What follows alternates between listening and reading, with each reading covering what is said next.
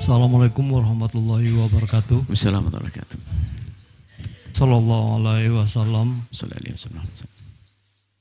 Sallallahu alaihi wasallam. Sallallahu nabi wa rasuli.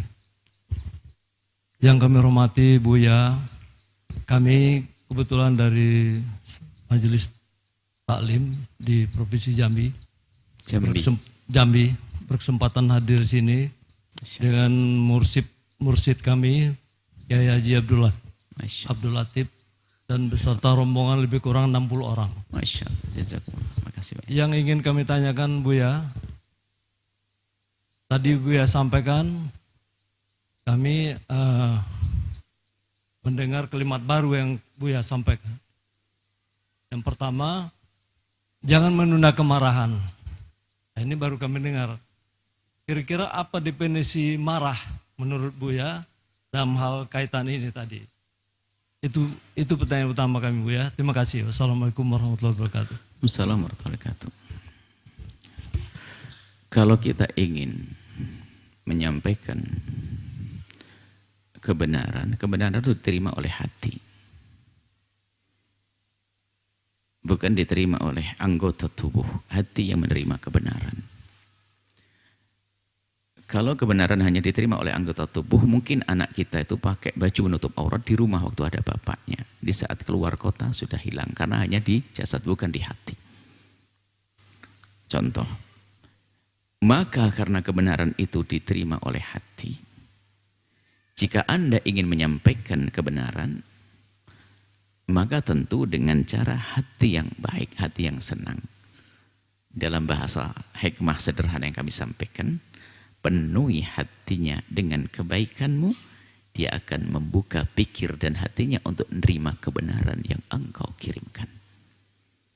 Tapi kalau dari awal Anda sudah membuat hatinya tidak senang, biarpun kebenaran Anda sampaikan, dia akan menolak kebenaran itu. Nah ini, kemudian marah itu bukan tidak boleh marah, akan tapi dahulukan cara. Marah itu pada waktunya harus. Tapi marah ini, jadi jangan dikit-dikit pakai gaya marah untuk menyelesaikan permasalahan. Jadi ambil hatinya dulu. Nabi marah ada tempatnya. Jadi marah itu babnya baru ada marah. Orang kalau punya marah cacat mental. Orang harus punya marah. Cuman marah itu harus dipandu oleh dua. Oleh akal, kapan saya harus marah?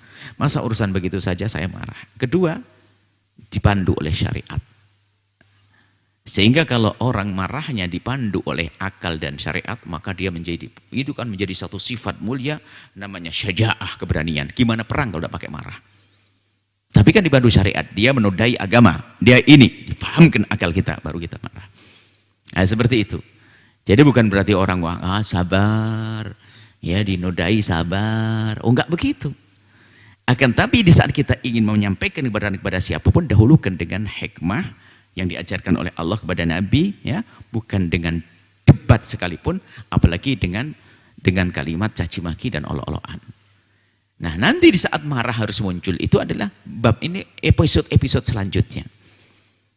Sehingga harus ada peperangan. Karena apa? Dengan kelembutan sudah nggak bisa, maka sudah harus berperang.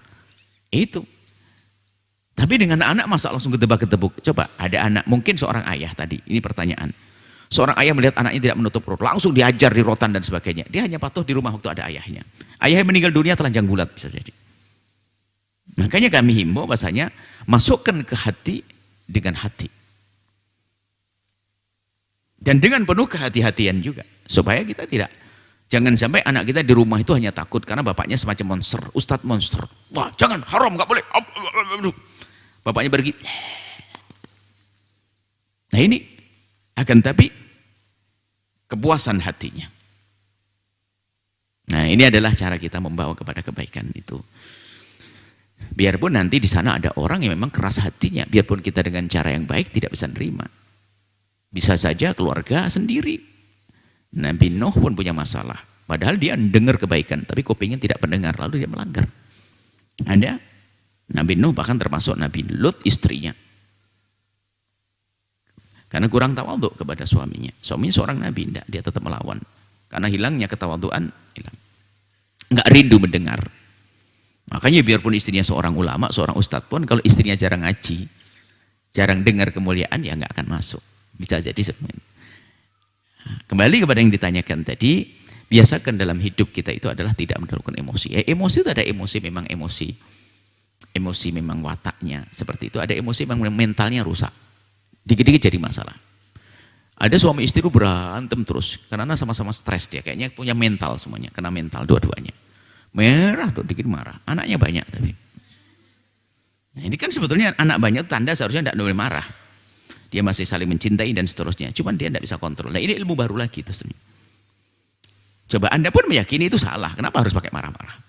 Apalagi sama anak kecil marah-marah. Anak kecil gak ngerti itu marah. Itu hak dan batil. Taunya muka ayahnya serem.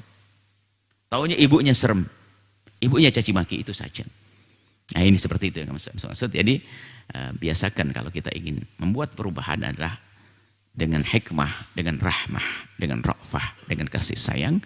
Jangan mengambil langkah, ngambil cara yang keras dan tegas, kecuali itu ada saat-saat terakhir, ibaratnya ya menanti itu operasi amputasi itu kan sudah terakhir lah. Masa dikit-dikit, wah ini gatel di ujung jemari saya, potong aja dah biar gak gatel lagi. Ya enggak begitu dong. Ini kok gampang amputasi. Ini kata-kata kali cenut-cenut kena cantengan, potong aja deh gitu. Ya enggak juga. Ya, amputasi itu terakhir. Seperti itu. Makasih Masya Allah pertanyaannya. Jauh dari Jambi, selamat datang. Nah, semoga Allah memberi segala kebaikan, keberkahan, keindahan. Allah. Sahabat Al-Bahjah TV, setelah menyaksikan video ini, jangan lupa bersolawat kepada baginda Nabi Muhammad. Shollu ala Nabi Muhammad. Allahumma sholli alaihi wa ala alihi wa sahbihi.